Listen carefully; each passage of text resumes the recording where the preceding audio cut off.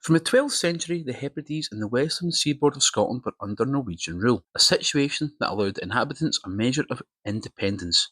Their identity was fluid, lying between Norway and Scotland without full allegiance to either. By the mid-13th century, however, the expanding Scottish kingdom sought to incorporate the region. Diplomatic overtures failed, and when attempts to purchase the Hebrides were rejected, the Scots resorted to violence. Raids into Norse territories destroyed villages and churches, and accounts describe widespread civilian casualties. These actions compelled the Norwegian king Haakon Hekkurlsson to respond.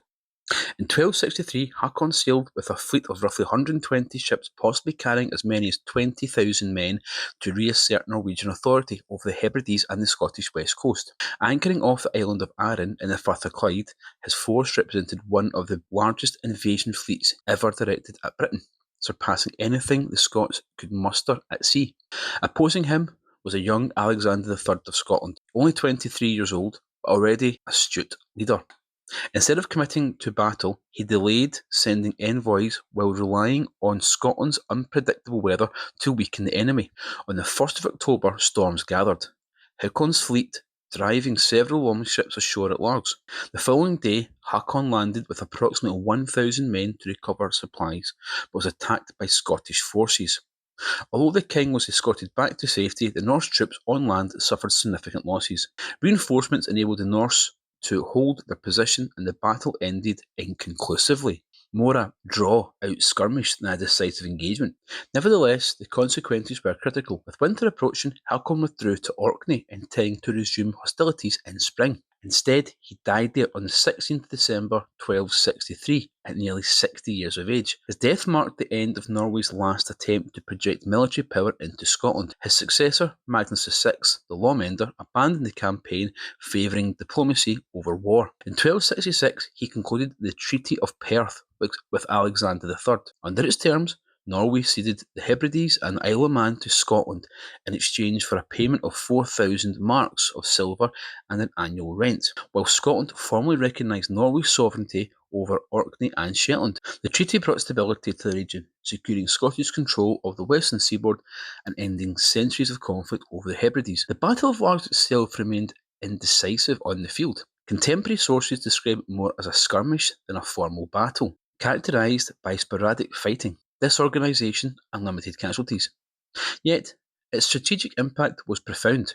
The storm that scattered Haakon's fleet had achieved what the Scottish army could not. It neutralised the threat of one of the largest naval forces ever assembled against Britain.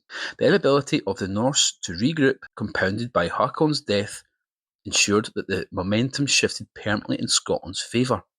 Although little celebrated at the time, the engagement became symbolically important in later Scottish history, remembered as a moment when Viking power in the Isles came to an end. It represented not only the survival of the Scottish kingdom, also its consolidation. The transfer of the Hebrides under the Treaty of Perth secured Alexander III's authority, safeguarded Scotland's western frontier, and reshaped the political geography of the British Isles for centuries to come. What is going on, everybody? Welcome back to another Scottsland adventure, and we are transported back to the 12th century, transported back in time.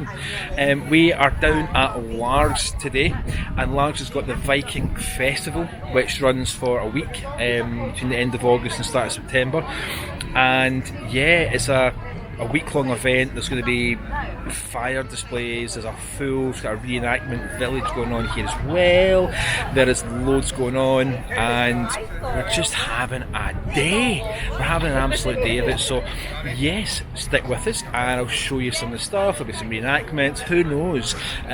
This is class. It's the first time I've actually been at the Viking festival before, so it's all new to me. So you see it for the first time, I see it for the first time. So yeah, stick with us and we'll see how we go on, guys. Speak soon, guys. Cheerio. And I'm with fellow content creator, an all-round good guy, Bill of Walk Hike here.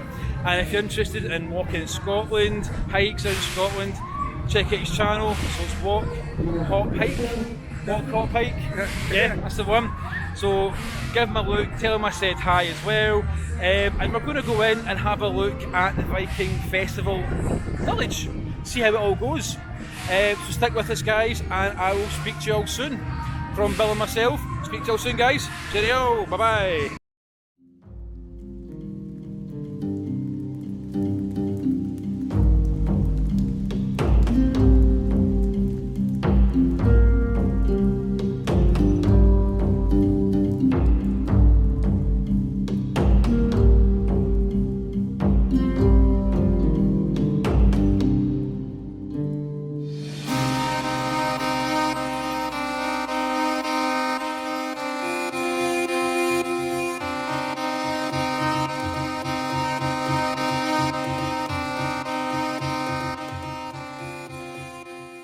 Viking. Hi, how you doing? Sorry, welcome to reenactments where we just kind of sit about and have conversations. Nice, I like it. I'm here for it. Yeah. Yes, so I have some small examples of things that we would have traded for. Yeah. And also some small examples of animals that may have been kept or hunted. The one exception is this poor creature here. Okay. This is rabbit, typically it would have been hare. Okay. Which is illegal in this country. Yeah. You can import it. Poor Jaws was being used as a table topper for somebody that made ceramics, and I could not leave him. Right, okay. I couldn't leave him. Okay. But I do know that the Nordic countries have a population of wild boar that they do kill. Right. Because they are so aggressive. Yeah. So my best bet is that he did actually come from that. Okay. Okay, cool. Yes. I know how distressing it can be for folk when they see that, so I do not accept anything from anyone unless I know 100% where it came from. Likewise with number 256, she's a little roe deer, and she actually came from the deer call up in Inverness. Oh, no, okay. So, and you've got to keep track of how many numbers absolutely and everything. Hence why I know this is number 256.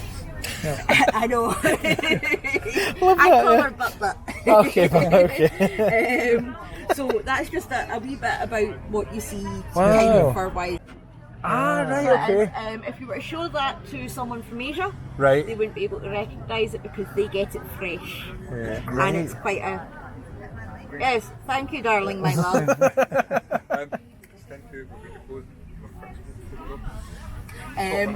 So, yes. So that is one...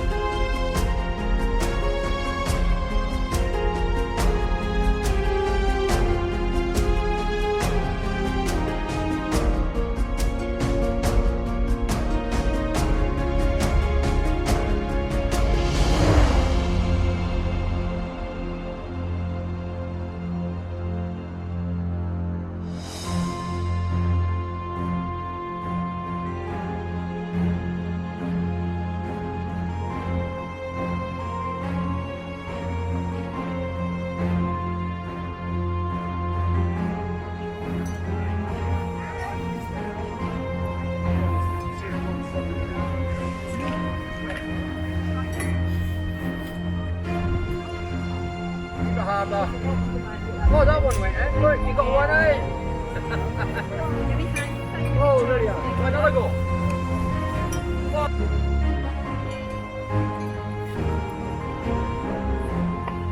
Yeah. Oh, you go. That's although these collar things are not authentic, No. not for Viking. Basically, they make it really easy to strike your coins because it holds everything together. Whereas these ones don't have the collars. Yeah. These are the authentic shapes because sometimes they were just. In Viking times, you didn't sort of buy things like they didn't use money the way we do. They used it completely differently. Yeah. It was a bullion economy, which Okay. means it was the weight and purity of silver, not what's printed on the coin. Oh. So you would obviously, Yeah, a few fours, I mean, basically, it's a barter economy and a bullion economy. So Okay. the barter would be, if I buy your sheep, you accept 6 chickens, that sort of thing. That would be the barter. Okay. But also, when you're for larger purchases, then you'd be using silver. So you would agree on the.